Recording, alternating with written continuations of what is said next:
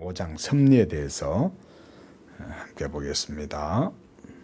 만물의 위대한 창조자 하나님께서는 모든 피조물들과 그들의 언앙심사를 보존하시고 감독하시고 처리하시고 통치하시되 가장 큰 것으로부터 가장 작은 것에 이르기까지 그렇게 하시며 그의 가장 지혜롭고 거룩한 섭리에 의하여 그의 무오한 예지와 그 자신의 의지에 자유롭고 불변하는 결정을 따라서 하신다.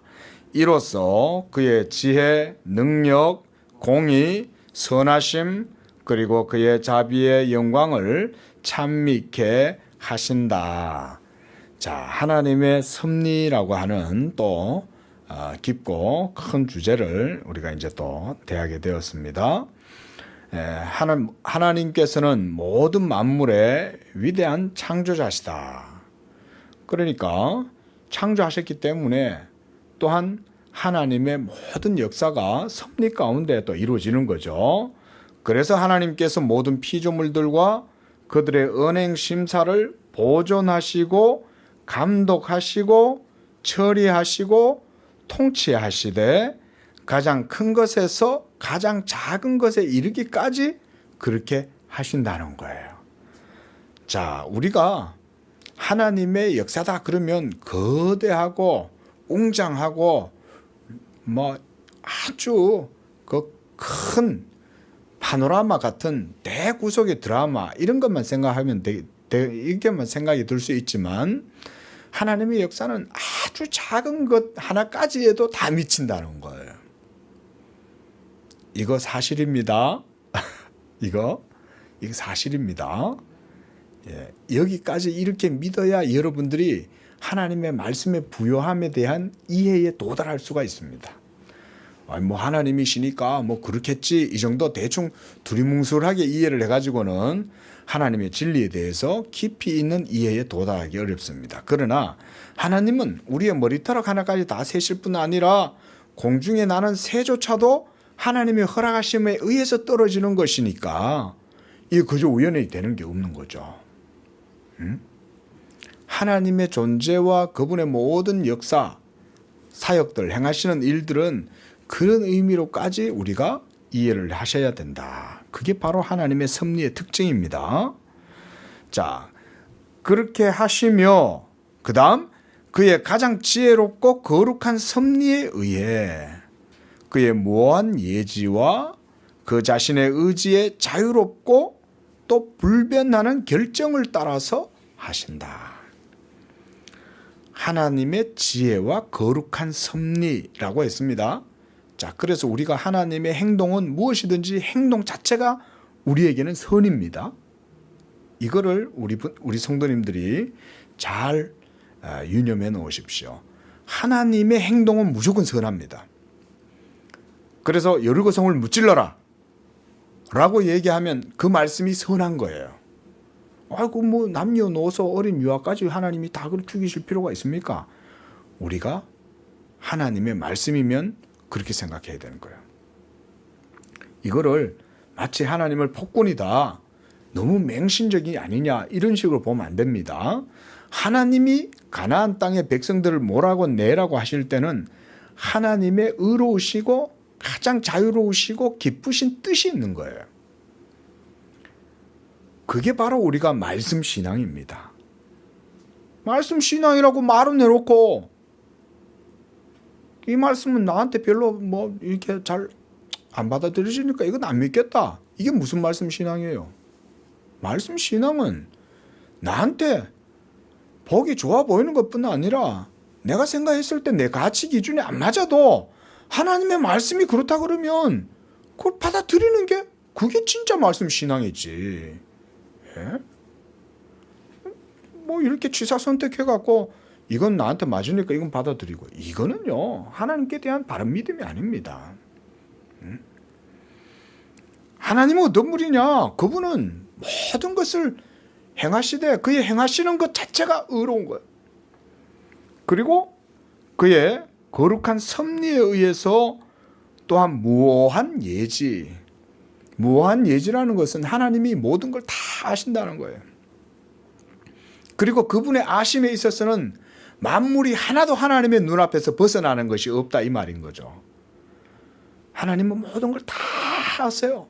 여러분들의 마음속에 깊은 것뿐만 아니라 여러분들의 세세한 사정까지 하나님은 다 알아요.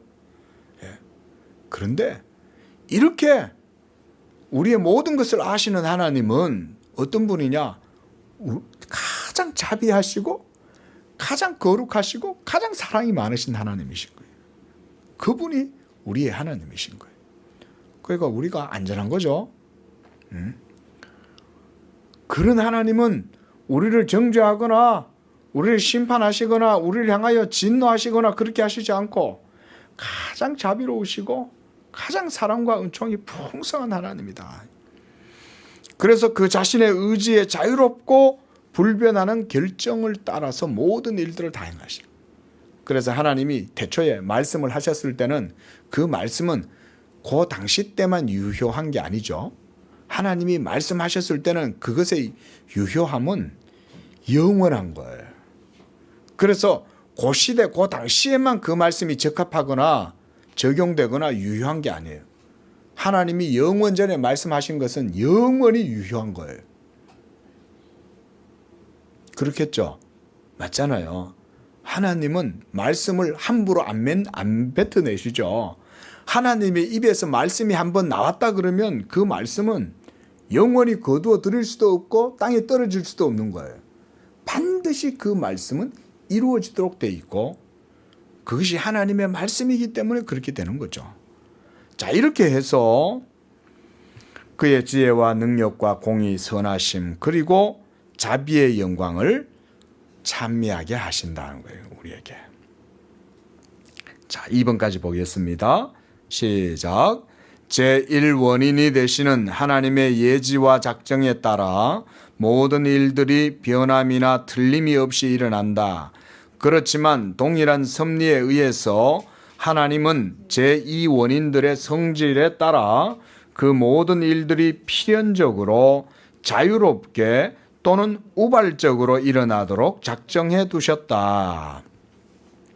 우리가 삶을 살아가다 보면 우리 삶 주변에 일어나는 일들이 우리 눈에는 우연하게 보이는 경우가 많죠. 어떻게 왜 이런 일이 나한테 일어나고 왜 내가 사는 시대에 이런 일들이 일어났을까? 라고 우리는 생각할 때 그게 도무지 가다울 수가 없으니까 우리는 그게 우연하게 일어났다고 생각을 하지만 우연한 것은 없습니다. 그래서 우리 기독교인들은 우연이다 이런 말을 안 씁니다. 왜냐하면 모든 것들이 작은 것 세세한 것 하나까지도 다 하나님의 섭리에 의해서 이루어져 있는 것들이기 때문에 그런데 그때 이 하나님의 섭리가 실행될 때 먼저는 제1원인이에요. 하나님이. 우리한테는 우연하게 랜덤하게 이렇게 이루어지는 것들은 하나님의 제1원인에 의해서 이루어지는 거예요. 그래서 하나님의 예지 그리고 그분의 영원한 작정에 따라서 모든 일들이 일어나게 될 때 그것은 반드시 변함이 없어요. 하나님이 말씀하신 것은 말씀하신 대로 다 이루어지는 거예요. 그리고 틀림없이 일어나게 된다 그랬습니다.